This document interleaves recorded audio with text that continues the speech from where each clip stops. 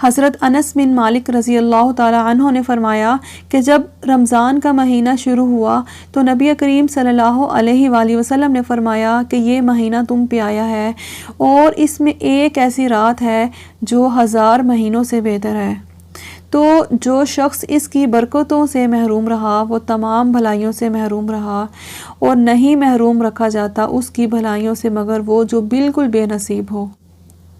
حضرت عائشہ رضی اللہ تعالیٰ عنہما نے فرمایا نبی کریم صلی اللہ علیہ وآلہ وسلم نے فرمایا رمضان کے آخری عشرہ کی طاق راتوں میں شب قدر کو تلاش کرو۔ حضرت عائشہ رضی اللہ تعالیٰ عنہما فرماتی ہیں نبی کریم صلی اللہ علیہ وآلہ وسلم جس قدر رمضان کے آخری عشرہ میں طاق و عبادت کے لیے کوشش فرماتے تھے اتنی کسی دوسرے عشرہ میں نہ فرماتے تھے۔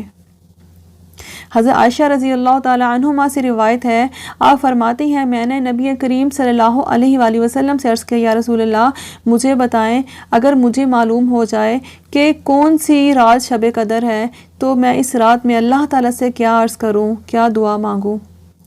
آپ صلی اللہ علیہ وآلہ وسلم نے فرمایا یہ دعا مانگو، اللہم انک عفو کریم تحب العفو فاعف عنی، اللہم انک عفو کریم تحب العفو فاعف عنی۔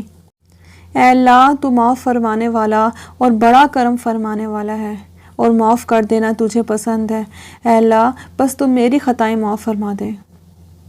اس حدیث کی بنا پر اللہ کے بہت سے بندوں کا یہ معمول ہے کہ وہ ہر رات میں یہ دعا خصوصیت سے کرتے ہیں، اور رمضان المبارک کی راتوں میں اور ان سے بھی خاص کر آخری عشرہ کی طاق راتوں میں اس دعا کا اور بھی زیادہ اہتمام کرتے ہیں۔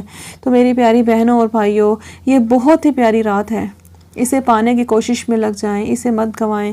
اللہ کے پیارے نبی صلی اللہ علیہ وآلہ وسلم نے فرمایا لیلۃ القدر کی رات کو آخری 10 راتوں میں تلاش کرو، شب قدر کی رات جو 1000 مہینوں سے بہتر ہے۔ اس رات میں اللہ تعالیٰ نے قرآن مجید لوح محفوظ سے آسمان دنیا پر نازل فرمایا۔